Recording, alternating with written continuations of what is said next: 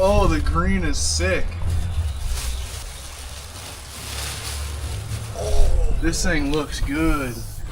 And the doors open both ways. That's so sick. This thing is so nice looking. Fridge side, freezer side. Oh, Cassie wants to see what's going on too. Don't worry.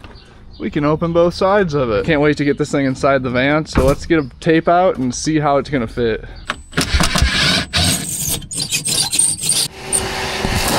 Watch out, back.